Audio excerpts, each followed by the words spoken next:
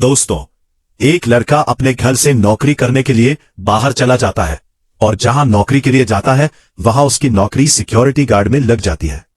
Security में नौकरी लग जाती है और उसे ड्यूटी मिल जाती है ऐसी जगह जहां सिंगल ही मकान बना हुआ था। चारों तरफ से बाउंड्री थी। एक फैमिली रहती थी। बहुत बड़ा पैसे वाला व्यक्ति था। जो लड़का सिक्योरिटी की नौकरी करता था, जिसका नाम राजीव था। राजीव इतना सुंदर था, बहुत सुंदर। और उसी में जो महिला रहती थी, जिसकी उम्र लगभग 32 साल होती है। महिला बहुत सुंदर थी और एक दिन उस लड़के को जब देखती है तो उस लड़के पर अपना दिल कुर्बान कर देती है। जब ये मौका देखती है कि घर पर कोई नहीं है तो उस लड़के को अंदर बुलाती है।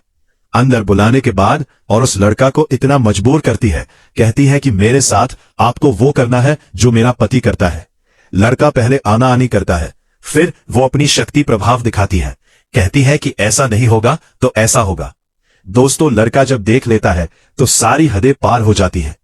तो उस महिला के साथ ऐसा करता है कि महिला ने कल्पना नहीं की होगी, जिंदगी में सोचा भी नहीं होगा कि आखिर मर्द ऐसा भी करते हैं।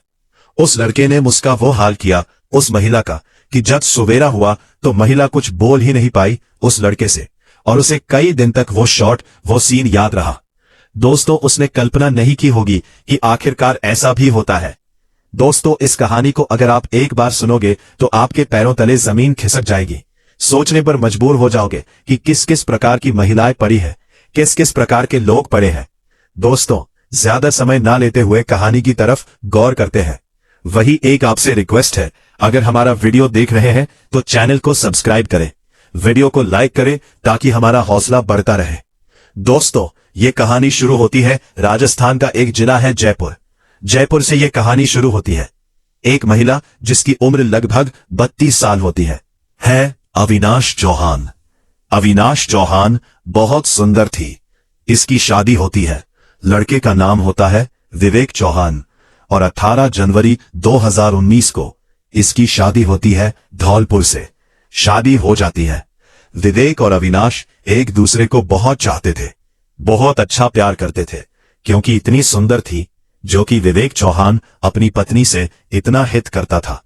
आखिर पैसे वाला था, बिजनेसमैन था, कई एक कंपनियां चल रही थी और वो अपनी पत्नी को बहुत ज्यादा चाहता था। जब पति चला जाया करता था तो घर में उसके बूढ़े ससुर और उसकी सास रह जाती थी। कोई बच्चा नहीं था उसके। तो उसके पति जो थे वो 3-3, 4-4 दिन कहीं मुंबई, कहीं चेन्नई, कहीं दिल्ली, कहीं चले जाते थे बिजनेस के सिलसिले से। तो एक दिन अविनाश, उसकी पत्नी होती है, कहती है कि हम अकेले रह जाते हैं और यहां ऐसा होना चाहिए कि एक सिक्योरिटी गार्ड की व्यवस्था हो जाए तो ठीक रहेगी, क्योंकि आप चले जाते हो। लुच्चे लफंगे बहुत सारे घूम रहे हैं। कहने की देर थी। विवेक चौहान कहता है कि आज ही मैं किसी कंपनी से संपर्क करके और एक गार्ड को रख लेता हूं। क्यों टेंशन ले रही हो? दोस्तों, यही होता है कि वो एक कंपनी में फोन लगाता है। विवेक चौहान उसे एक गार्ड मिल जाता है। युवा गार्ड होता है जिसकी उम्र लगभग 27-28 साल होती है और उस गार्ड का नाम होता है राजीव। राजीव नाम होता है।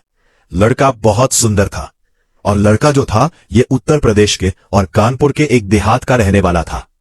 लड़का राजीव जो था जयपुर पहुंचा। वहां उसकी नौकरी लग जाती है। गरीब परिवार था। अब राजीव जो था उसकी ड्यूटी वहां लग जाती है, विवेक चौहान के यहां। वहां नौकरी करता है, ईमानदारी से सब काम करता है, उसे कोई मतलब नहीं, अपना पहुंच जाता था और ड्यूटी उसकी, वही उसे खाने पीने की व्यवस्था भी थी। उससे कहा 2 लोग हो जाओ तो कोई दिक्कत नहीं है, 24 घंटे की ड्यूटी चाहिए। तो वो कहता है कि देखा जाएगा, चलो अभी हम ही पूरी ड्यूटी 24 घंटे की अकेले ही करते रहेंगे, आप टेंशन मत लो। थोड़ा हमें केवल 8 घंटे का समय खाना पीना, बनाना, नहाना धोना ये करते रहना। बोले ठीक है। वो अपनी नौकरी करने लगता है और विवेक चौहान था, अपने बिजनेस में लीन रहता था, बाद में बहुत सारी करता है। राजीव सिक्योरिटी गार्ड की नौकरी करता है। ठीक ठाक काम चल रहा था। एक दिन अकस्मात जो अविनाश चौहान थी, उसका जो पंखा था, पंखा बंद हो जाता है। तो उसे चलाने में कुछ कहीं से करंट लूज हो गया। क्या हुआ पता नहीं। उसने उस सिक्योरिटी गार्ड को बुलाया, अरे राजीव इधर आओ, जरा पंखा गड़बड़ हुआ है, थोड़ा पंखा आप देख लेते हो तो इसे देख। राजीव जो था जाता है और उसे थोड़ी नॉलेज थी। वहां बोर्ड खोलता है तो वहां से फ्यूज जला हुआ था। जो डोरी होती है चटकनी पर कनेक्शन जल जाता है। तो वो लाइट डीपी काटकर लाइट सही करके और उसे चला देता है। तो अविनाश कहती है, तुम तो सब काम करना आता है और तुमने तो पंखा हमारा सही कर दिया, जरा बैठ लीजिए। तत्ता कर लो उसे पानी पत्ता दिलाती है और पूछती है कि तुम्हारे घर पर कौन कौन है। तो वो लड़का कहता है कि कोई नहीं, मेरे बहन भाई है, छोटे छोटे हैं और माता पिता है। बोले तुम्हारी शादी? बोले शादी तो अभी नहीं हुई, रिश्ता तय हो गया है और ठीक है हमारा। बोले ठीक है। इसके बाद नाश्ता पानी करते हैं। करने के बाद और वो महिला जो होती है, उसी दिन ऐसा होता है अकस्मात कि दोनों की नजर मिल जाती है, एक दूसरे को देखकर मुस्कुरा जाते हैं। अब उस महिला को उस लड़का की लत जैसी लग जाती है। दूसरे दिन लड़के को फिर बुलाती है। बुलाने के बाद उसे नाश्ता पानी खिलाती है, क्योंकि उसका पति तो सुबह होकर अपनी गाड़ी उठाता बिजनेस के लिए चला जाता, शाम को 9-10 बजे आता था। अब अविनाश जो थी राजीव को अपने रूम के अंदर बुलाती है और जो उसका कैमरा जो था लगा हुआ था, वो कैमरा उस समय के लिए ऑफ कर देती है। उसे अंदर बुलाती है। अंदर बुलाने के बाद खुद जो थी बैठती है और जो उसका रूम था, जो बेडरूम था, उसमें उसे ले जाती है और ले जाने के बाद उससे बहुत सारी प्यार भरी बातें करती है। लेकिन राजीव डर रहा था कि ये मैडम हमसे ऐसी बातें क्यों कर रही है। वो पूछता है कि आखिर मैं तो एक परदेसी हूं, मैं एक गार्ड हूं, आप ऐसी बातें क्यों करती हो। तो अविनाश खुले शब्दों में कहती है कि मैं तुम्हें बहुत प्यार करती हूं, मेरा पति जो है कि बिजनेस में लीन रहता है और मैं तुम्हें दिल और जान से चाहती हूं। दोस्तों, नतीजा यह होता है कि वो भी लड़का यंग था और यंग होने के सामने कहते हैं कि जब कोई चीज सामने हो तो फिर हर किसी का ऐसी जगह माना जाता है। वो जो थी छोटे छोटे कपड़े पहने हुए थे और उसके पास सट के बैठ जाती है। जब उसके शरीर पर चारों तरफ उसे हाथ फेरती है तो वो मना भी करता है, लेकिन वो महिला उसका हाथ लेकर अपने बदन पर चारों तरफ, अब लड़का कहाँ रुकने वाला था। लड़का जो था उसकी जो इच्छा थी वही करने लगता है। 1 घंटा हो जाता है, 1.5 घंटा हो जाता है, यहां तक होता है कि अविनाश जब तक नहीं आने देती है। लड़का ने पहले मना किया, अगर साहब ने जान लिया तो मेरे साथ बुरा होगा। बोले कोई साहब साहब आप नहीं, आज तुम्हें मेरे साथ करना है। जो लड़का राजीव था, युवा लड़का था, यंग था, उस महिला के साथ उस दिन में ही 2 बार शारीरिक संबंध बनाता है। जब संबंध बनाता है तो अविनाश बहुत खुश हो जाती है, बहुत प्रभाव उस पर पड़ता है और वो उसे 2000 रुपए निकाल करके देती है कि जब हम तुम्हें चाहेंगे तब यूज करेंगे, तुम्हें आना पड़ेगा, चाहे रात हो चाहे दिन हो। वो लड़का कहता है, मालूम साहब को नहीं पढ़ना चाहिए, मुझे क्या पड़ता है, मैं तो ये करता रहूंगा अगर आपकी इच्छा है तो। दोस्तों, उसका संबंध बनता है और वो अपनी ड्यूटी पर खड़ा हो जाता है। रात को जब उसका पति आता है, विवेक चौहान, सकुशल उसे पत्नी को पाता है और प्यार भरी मोहब्बतें, बहुत सारी बातें होती है। लेकिन महिला को लत लग चुकी थी, क्योंकि जब तक उस लड़के के साथ, राजीव के साथ संबंध नहीं बना लेती थी तब तक उसे नींद नहीं आती थी। दोस्तों, सिलसिला यूं ही चलता रहा। उस रात कुछ ऐसा हुआ कि विवेक जो था, अकस्मात उसका फोन आ जाता है कहीं से, तो वो गाड़ी लेकर के बाहर चला जाता है अपने ड्राइवर को लेकर और वो वहां से चला जाता है। रात के 2 बजे होते हैं। राजीव जो था ड्यूटी पर था। वैसे ही महिला उसकी फोन कॉल करती है और कहती है कि राजीव, क्या जाग रहे हो या सो रहे हो। वो कहता है कि मैडम मैं तो ड्यूटी पर हूं और मैं तो बिल्कुल अपना काम पर हूं, मैं अभी जग रहा हूं।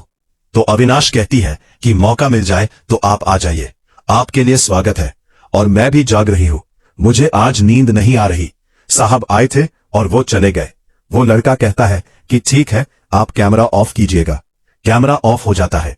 उसके बाद लड़का वो चला जाता है। चले जाने के बाद और वो 2 बजे से उसके साथ शारीरिक संबंध बनाता है और वही लेट लेट जाता है। लेकिन महिला ने किसी को नहीं बताया। वो सो जाता है। सुबेरे 7 बजे जगता है और कहता है कि तुमने मुझे बताया भी नहीं, साहब आ जाते तो क्या होता, मैं सो गया। बोले ठीक है, आपकी ड्यूटी खत्म है। दोस्तों, सिलसिला यूं ही चलता रहता है। यूं ही चलने के बाद लेकिन ये समस्या समाधान, इसका हल कैसे निकला और क्या हुआ, कहानी का मूड तो यहीं से शुरू है। एक दिन यूं ही चलता रहा। कम से कम 6 महीने हो जाते हैं इस काम को। यूं ही चलते चलते अब उसे शक होने लगा विवेक चौहान को कि मेरी पत्नी कुछ अब वैसे मुझसे बहुत प्यार करती, लेकिन अब इसका कुछ रुतबा बदलता जा रहा है। एक दिन उसने दिमाग लड़ाया। दिमाग लड़ाने के बाद अपनी पत्नी से कहा कि आज मुझे अर्जेंट ही मुंबई जाना है, फोन आया है। तो उसकी पत्नी खुश हो जाती है, कहती है ठीक है आप जाइए, और पत्नी को कहकर वो चला जाता है दिखावा के लिए, क्योंकि मैं तो आज 2-3 दिन के लिए जा रहा हूं, आप घर पर रहिए।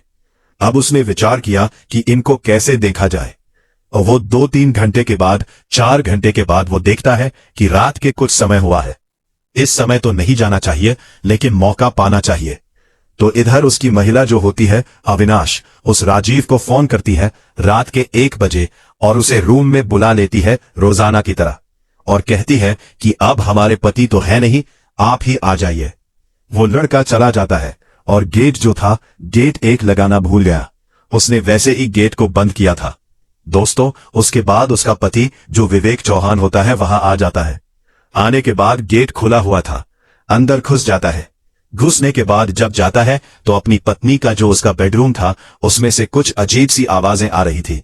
आवाज को सुनता है, सुनने के बाद अपनी बैठक में बैठ जाता है।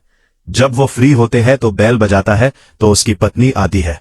अपने पति को देखती है तो उसके पैरों से जमीन निकल जाती है, लेकिन उसने सब कुछ देख लिया था जो कुछ हुआ था विंडो से। अब वो तो अपने ड्यूटी की तरफ चला जाता है। वो महिला उधर चली जाती है।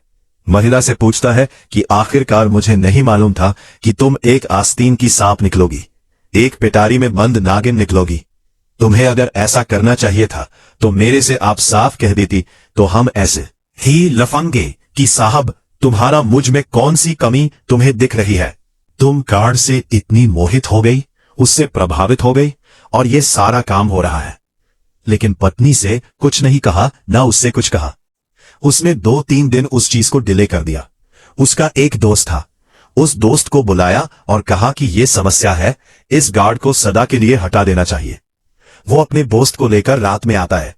रात में आने के बाद और विवेक से कहता है कि चलो कहीं चल रहे हैं घूमने के लिए, और आज कोई है नहीं मेरे साथ, तुम्हें मेरा साथ देना है। तो उसे नहीं मालूम था कि मेरे साथ क्या होगा। उसे बैठा देता है विवेक, और बैठाने के बाद राजीव को साथ ले जाता है। राजीव को जब साथ ले जाता है और एक सुनसान जगह में पहुंचता है, वहां उसने पहले से जगह देख रखी थी, और वहां एक बहुत गहरा कुआं था। वहां उसके पास और कुछ नहीं था, उसके पास एक गमछा रखा हुआ था, और उसकी गर्दन में डालता है, और विवेक चौहान जो होता है उस राजीव को मार देता है।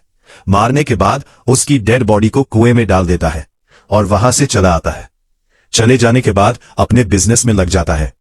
दोस्तों, एक दिन ऐसा होता है कि वहां कोई घूमने जाता है। उसमें डेड बॉडी पाई जाती है। डेड बॉडी जो थी फूल चुकी थी। पुलिस को सूचना दी जाती है। पुलिस मौके पर पहुंचती है। उसे बाहर निकाला जाता है। तो उसका एड्रेस जब देखा जाता है आधार कार्ड का, तो उसका एड्रेस मिलता है सब कुछ। जब फोन किया जाता है कि सिक्योरिटी गार्ड है, वही कपड़े पहने था, तो उसका कंपनी में संपर्क किया जाता है, तो उसका कि ये फलानी जगह, और विवेक चौहान के यहां ये राजीव गार्ड का काम करता था। जब उसका घर देखा जाता है तो उसका कैमरा भी बंद पाया जाता है, जाते आते नहीं मिलता। लेकिन अंत में दोस्तों नतीजा यहां तक होता है कि विवेक चौहान को पकड़ लिया जाता है। उसकी पत्नी से पूछताछ की जाती है तो खुलासा होता है, तो पत्नी जो होती है वो कहीं ना कहीं टूट जाती है। राजीव को जब पूछा जाता है तो राजीव पहले आना आनी करता है। जब पुलिस अपनी शक्ति से पूछती है तो पूरी सच्चाई को उगल देता है कि मैंने मारा है, मेरी पत्नी से अवैध संबंध है, इसलिए मैंने इसे मौत के घाट उतारा है। जब पत्नी को पूछा जाता है, कहा कि मेरे सामने तो खैर नहीं मारा है ना, मुझे पता है। हाँ, इतना जरूर था कि हम एक दूसरे के प्यार करते थे, एक दूसरे को चाहते थे। एक दिन इन्होंने देख लिया था, उसके बाद जो कुछ हुआ है मुझे नहीं मालूम। दोस्तों, पुलिस फौरन ही उसके चार्जशीट बनाती है और उसे कोर्ट में पेश किया जाता है और उसे सलाखों के पीछे कर दिया जाता है। दोस्तों, पैसे वाले लोगों का कुछ समय के बाद क्या उसमें सबूत है? कुछ भी जुर्म कर दो, एक दिन वो बाहर आ जाएगा। दोस्तों, ये थी कहानी, और इस कहानी का जो सार ये है कि कभी भी आंख मूंद कर भरोसा नहीं करना चाहिए। कौन क्या करने वाला है दोस्तों, कोई पता नहीं है। कमेंट में अपनी राय जरूर दीजिए। क्या ये सही है या गलत है? मैं तो सब गलत ही कहूंगा, लेकिन हमेशा अपनी इज्जत अपने हाथ में होती है। दोस्तों, इस कहानी का सुनाने का मकसद किसी को परेशान करना नहीं, किसी का दिल दुखाना नहीं, केवल आप लोगों को जागरूक और सचेत करने का मेरा उद्देश्य है। आज के लिए बस इतना ही। नमस्कार, जय हिंद।